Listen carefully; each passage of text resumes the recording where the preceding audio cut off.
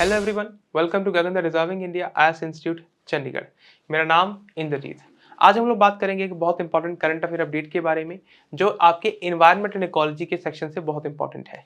बात करते हैं ऑस्ट्रेलिया की। Australia has added 13 species to threatened list amid crisis.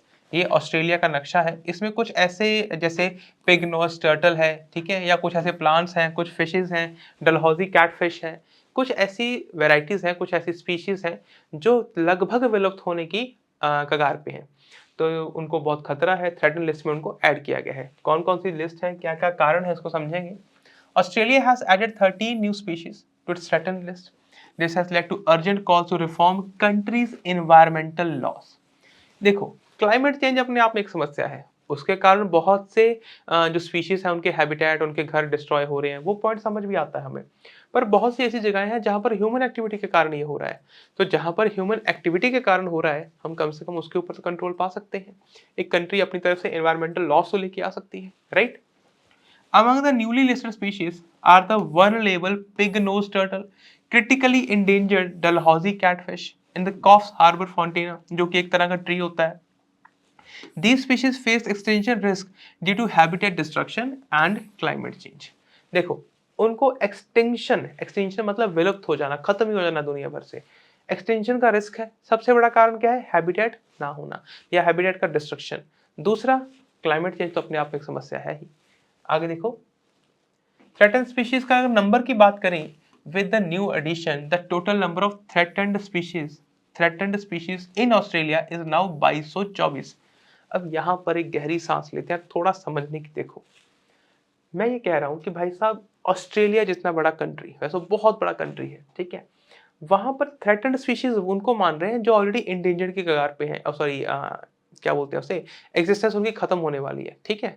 They are very prone to going away.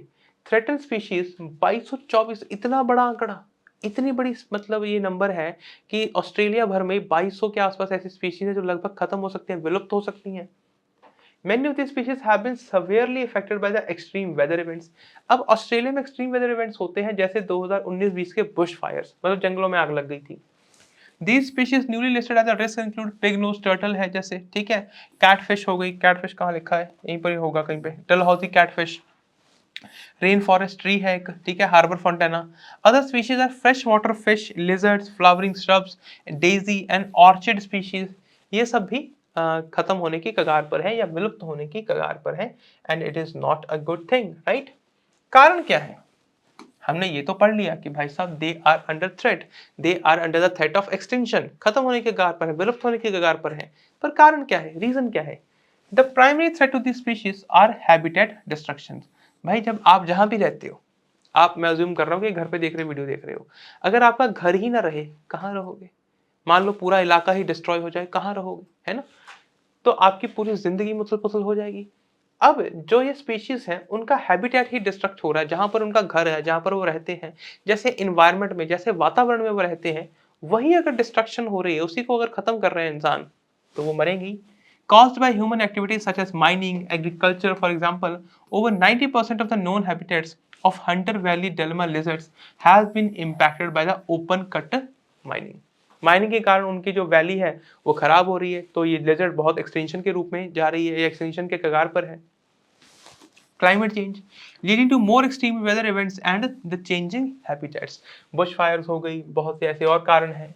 Government का क्या रिस्पॉन्स है? The government has proposed a new environment laws including establishing a national environmental protection authority and creating environment information Australia.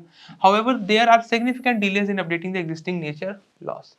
ठीक है, they are thinking over this, पर अभी तक के लिए कोई ऐसा एक्शन लिया नहीं गया है। अभी के लिए भी सिर्फ सोच ही रहे हैं कि यार ये कर लेंगे, वो कर लेंगे, राइट? देखो, ऐसी चीजों के ऊपर एक्शन लेने की, बहुत जल्दी एक्शन लेने की जरूरत है। दूसरा एक कंसर्न है over diseases. New threats like avian influenza, specifically H5 variant, are worrying conservationist. Conservationist कौन होते हैं यार? जो कंजर्व करके रखना चाहते हैं नेचर को। Because they could further endanger the vulnerable world population. The government is pushing for a coordinated approach to tackle potential wildlife diseases. The environment minister has stressed the need for strong legal protections. Current initiatives की बात करें, they include combating feral animals and invasive weeds, this is something very important. Invasive weeds को भी tackle करना बहुत important है। Establishing a more effective regulatory body to enforce the conservation measures. अगर हमें अपने आप को बचाना है तो हमें नेचर को भी बचाना होगा, ठीक है। सेल्फ प्रिजर्वेशन के लिए इनकी कंजर्वेशन भी बहुत जरूरी है। आप ऐसे भी पढ़ सकते हैं, ऐसे भी समझ सकते हैं इस चीज को। लास्ट देखो, थ्रेटन स्पीशीज आर दोस, मतलब क्या होती है threaten species, this are at risk of extension, जो विलुप्त होने की कगार पे हैं, जो खत्म होने के कगार के हैं, मतलब कल को ऐसा समय भी आ सकता है कि वो बचे ही नहीं। They are categorized as vulnerable, endangered और क्रिटिकली इंडेंजर्ड, ठीक है। Globally over 28,000 species face extinctions mainly due to habitat loss, climate change and poaching. Poaching मतलब इंसान उनसे पंगे लिए जा रहे हैं फालतू के। Amphibians, amphibians are particularly at risk with over 40% threatened the IUCN red list. IUCN क्या है? International union of conserving nature. तो उनकी एक लिस्ट होती है रेड लिस्ट, जिसमें बेसिकली हम जो सारी स्पीशीज हैं उनको लिस्ट करके रखते हैं कि भाई इनको बहुत खतरा है। Vulnerable, endangered and critically endangered. Critically endangered नाम से क्लियर हो रहा है कि वो बहुत ज्यादा रिस्क पे हैं, लगभग खत्म होने वाले हैं।